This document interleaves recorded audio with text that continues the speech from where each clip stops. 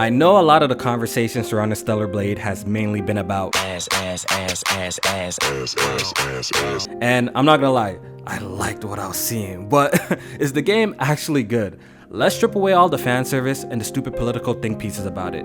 Does the game have a great story, fun gameplay, good graphics and performance, and a killer soundtrack? Because at the end of the day, that's what we should really care about. I'm sure most of you watching are probably aware that Stellar Blade has a demo out right now, and honestly, that's the best way to see if the game's for you. Go to the PSN store, download it, and play it. But if you're still indecisive about the game and need more information to see if it's a day one, get it on sale, or skip, don't worry, I got you covered. Hopefully by the end of this review, you will have your answer. You know, after I completed the demo myself, I walked away very intrigued. I had a few gripes, but I wanted to experience more because I saw potential, and now that I've played the entire game through, I can confidently say Stellar Blade is probably going to be my 2024 sleeper hit of the year. The game progressively got better and better and better as I played, and for this to be Shift Up's first console game, I'm very impressed with what they created. I really didn't expect this game to be this good. I'm not saying it's picture perfect because it's definitely not. I do have some critiques, but overall my time with Stellar Blade has been fantastic. So let's get into all the things they nailed and what I personally think could have been done better. Hope you guys enjoyed the review.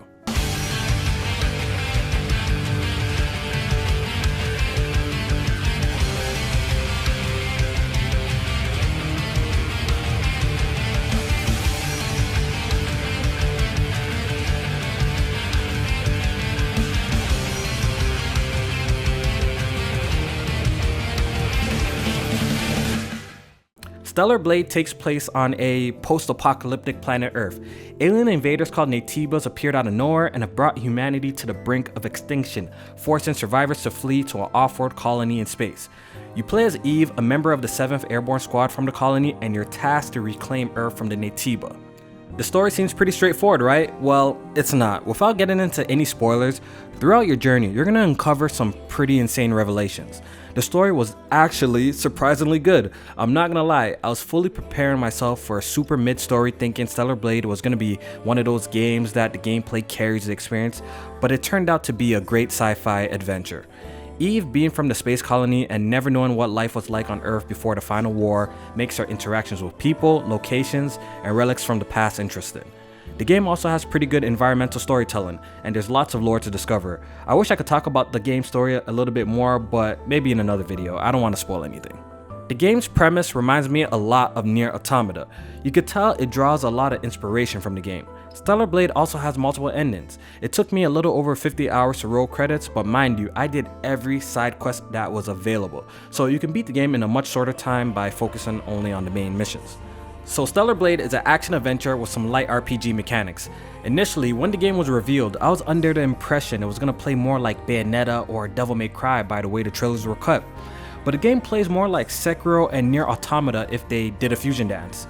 One of my criticisms while playing the Stellar Blade demo was the game felt kinda slow, but after experiencing the full game, I grew an appreciation for its slower but flashy combat. I still think it would be pretty cool if they added a turbo mode post-launch. Just turn up the game speed a little bit.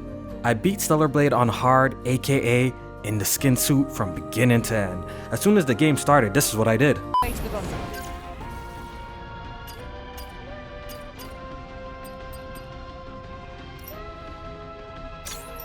You's a freaky ass. And trust me, the game's quite a challenge with the skin suit equipped even on normal mode. Later bosses legit kill you in a few hits. You actually have to complete the game before unlocking the real hard mode, so playing with the skin suit is the only way to artificially increase the game's difficulty since you have no shields with it on. The suit also has some pretty cool perks as well, you know? But trust me, I was only using it for the extra challenge. The first few hours of Stellar Blade will trick you into thinking it's a straightforward linear experience, but there's actually proper open areas to explore alongside linear handcrafted sections. Once you reach humanity's last city, Zion, the game really opens up. Here's where they introduce you to the minimap, vendors, and optional side quests from the residents. Previously explored locations can be revisited to complete side quests, and there's tons of collectibles and upgrades for you to find. I do need to warn y'all of this. Make sure you do every side quest, find every upgrade and collectible, and clean up any trophy you're missing before the final fight. There's a point of no return, and unlike other games, after beating Stellar Blade, you can't go back and clean up missing content on the same save file. It's super annoying. You're locked in the final boss room. Unfortunately, the game doesn't have a New Game Plus at launch either, so you need to restart a new playthrough and redo everything that's required for the 100%. So that's my heads up. There's a total of 7 regions in the game you can explore, and they're all pretty unique. Throughout your journey, you're going to find camps and supply camps every so often. They act as safe havens where you can replenish your health and consumables, fast travel to other camps, as well as upgrade Eve's abilities. You can also chill out and enjoy some music. I've been seeing some people trying to put Stellar Blade in the Souls-like category, and I totally disagree. Just because enemies respawn after resting at a camp doesn't make the game Souls-like. People gotta stop doing that. There's no sort of risk and reward system here. If you die in Stellar Blade, most times you respawn back at the last campsite, sometimes you don't. But you lose absolutely nothing. You don't lose EXP, you don't lose money. Plus, the game is not a true RPG at its core. Stellar Blade doesn't have the DNA of a Souls-like to be considered one, in my opinion. Now that I got that off my chest, you're gonna be doing a decent amount of platforming in Stellar Blade, and this is where I have to knock it a bit. The platforming feels a little stiff and sluggish. It's not the worst thing ever, it just needs more polishing. Stellar Blade plays like your traditional hack and slash action game. Square for quick attacks, triangle for strong attacks, and a combination of the two to perform awesome looking combos. The move list isn't as extensive as Devil May Cry, for example, but there's enough variation to get creative, especially factoring Eve's beta and burst abilities. They both operate on a meter that recharges by defeating enemies, performing perfect dodges and parries.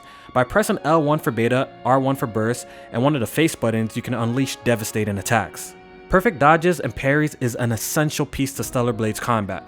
Parrying is so important because every enemy you encounter has a balance meter, and for every perfect parry you do depletes said meter, leaving the enemy staggered for a critical attack called Retribution. Performing perfect dodges is just as important because when an enemy flashes yellow before an attack, it means it's unblockable and you need to get out the way. The animation looks freaking awesome too. There's 2 other kinds of dodges in the game as well, called Blink and Repulse. They are very situational and can only be performed when you see a blue for blink and purple for repulse indicator before an enemy's attack. Everything that I just discussed can also be enhanced through Eve's skill tree. All the skill points you acquire from defeating enemies, finding collectibles, and completing side quests are used to further Eve's abilities. One thing I gotta say when it comes to Stellar Blade's combat, overall, I feel like it could feel much tighter and responsive. The game 100% has an input latency issue. Watch this.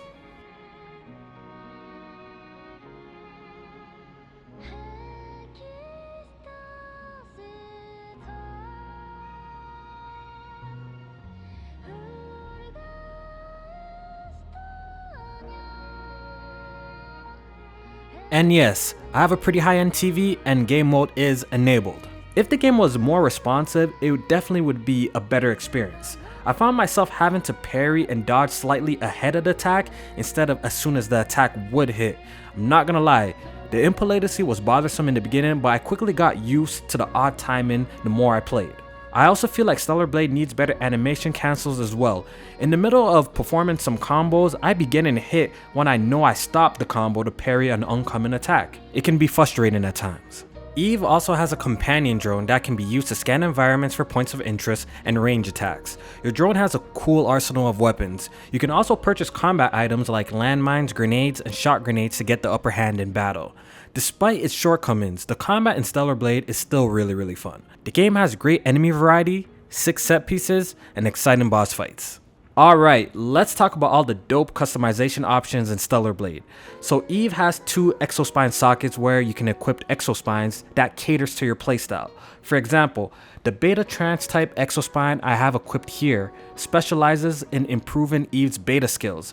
As you can see, this exospine is maxed out to level 3, and the beta energy recharges 12% faster, beta skills are 12% stronger, and successful beta skill hits have a chance to put Eve in a trance mode where beta skills do not consume meter.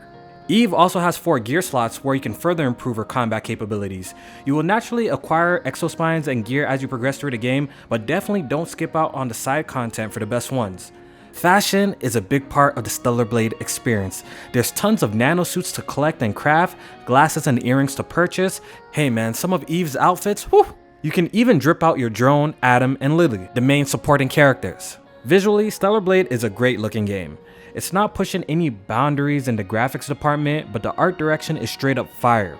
You may encounter the occasional low-res texture here and there, but the game has some beautiful environments that will definitely stop you in your tracks to appreciate. Unfortunately, the game doesn't have a photo mode. I wonder why. The game has 3 graphics modes: resolution, balance, and performance. Resolution targets 4K at 30 frames per second, balance targets a upscaled 4K at 50 to 60 frames per second, and performance targets 1440p at 60 frames per second. I mainly played in performance mode, and it's a consistent 60 frames per second. The game is pretty polished. It doesn't have any intrusive pop-ins, frame rates are consistent in each respective mode, and I did not experience a single bug in my entire 50-hour playthrough. Lastly, I gotta talk about Stellar Blade's soundtrack. It's absolutely incredible and elevates every moment in the game. Have a listen.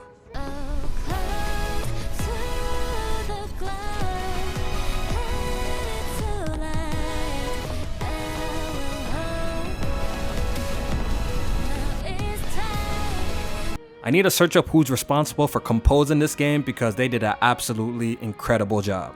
So that's the review, guys. Stellar Blade is currently my sleeper hit of the year. As of making this review, I'm already about halfway through my second playthrough on hard, cleaning up the trophies I'm missing. Despite the game having some input latency issues and stiff platforming, it wasn't enough to ruin my experience. I really hope Shift Up continues this franchise because they got something special in their hands here. I 100% recommend Stellar Blade if you're a fan of Nier Automata, Sekiro, Star Wars Jedi Fallen Order, and action games in general. I hope you guys enjoyed the video.